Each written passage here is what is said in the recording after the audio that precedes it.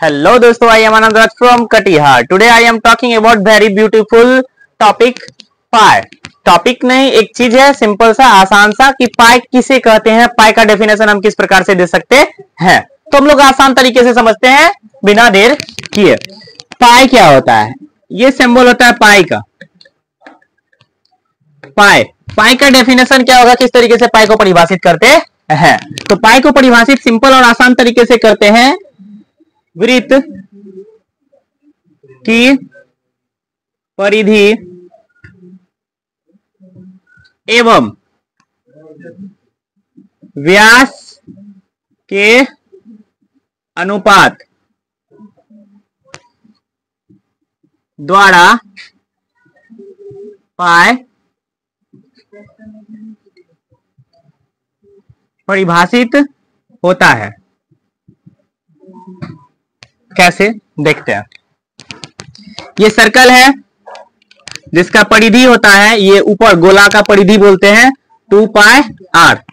ठीक है, बीच में होता है केंद्र और ये हो जाता है आधा दूरी त्रिज्या और फुल दूरी भी त्रिज्या, दोनों मिलाकर के हो जाता है व्यास, जिसे d से लिखते हैं.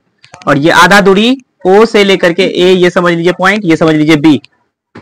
o से लेकर के यानी कि o और a बराबर क्या होता है o b. जो r दिया हुआ, r को क्या बोलते हैं? त्रिज्या. r को बोलते हैं त्रिज्या. r को क्या बोलते हैं? त्रिज्या.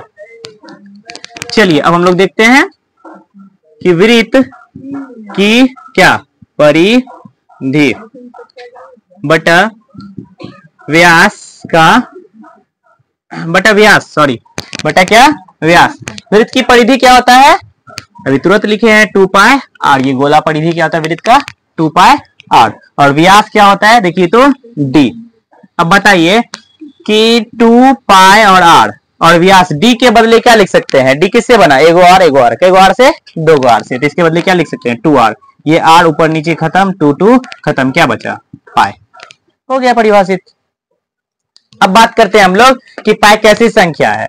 तो पाई एक अपरिमेय संख्या है जिसका मान डिफाइंड किया गया है. मान क्या गया है? डिफाइंड किया गया है. पाई का जो मान होता है, पाई का मान जो वैल्यू होता है 22/7. अब 22/7 चूंकि दोनों बटे के रूप में है, ठीक है. अब परिमेय का डेफिनेशन क्या होता है? इसको परिमेय का 3 कंडीशन होता है. पहला p/q के रूप में होना चाहिए. दूसरा p और q दोनों क्या होना चाहिए? पूर्णांक होना चाहिए. तीसरा q बराबर कभी भी 0 नहीं होना चाहिए. अब बताइए कि ये रूल फॉलो कर रहा है, बटे के रूप में है. हाँ सर, बटे के रूप में है. दूसरा रूल क्या है कि p और q यानी ऊपर वाला नीचे वाला गिनती में आ रहा है. 1 2 3 4 5 आ रहा है, यानी कि पूर्णांक संख्या है. हाँ पूर्णांक है. और नीचे वाला 0 है क्या? नहीं है. तो जब ये तीनों कंडीशन पूरा हो रहा है तो इसका मतलब पाई का मान कैसा संख्या? पाई का मान 22/7 एक कैसी संख्या हो जाएगी? एक परिमेय संख्या है. अब 22/7 को क्या करते हैं? इसको 3.14 भी लिखते हैं. कैसे? 7 भागा करेंगे 22 से, 7 या 21, कितना बचा? 1. फिर दशमलव के बदले क्या उतारेंगे? 0. 7 एकम 7, कितना बचा? 3. फिर दशमलव के बदले 0 आ गया. 7 चौका 28, क्या बचा? 2. फिर दशमलव के बदले क्या देंगे? 0 देंगे. तो फिर आएगा क्या? तो ये बार बार आते रहेगा. देखिए बार बार ये कट रहा है क्या? आ रहा है क्या? एकदम आते रहेगा. तो हम मात्र 2 अंक तक क्या करते हैं? मान ले लेते हैं. 3 दशमलव क्या ले लेते हैं? या इसी को हम लोग लिख देते हैं 3.14.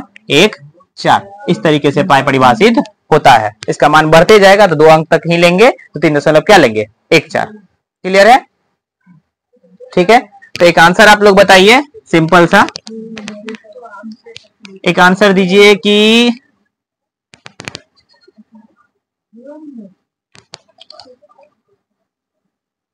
4/3 कैसी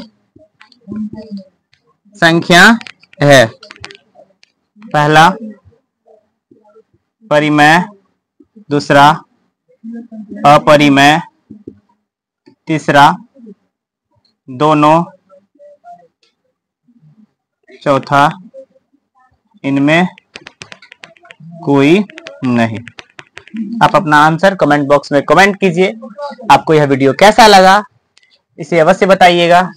मिलते हैं नेक्स्ट वीडियो में, तब तक के लिए खुश रहिए, मस्त रहिए। जय हिंद।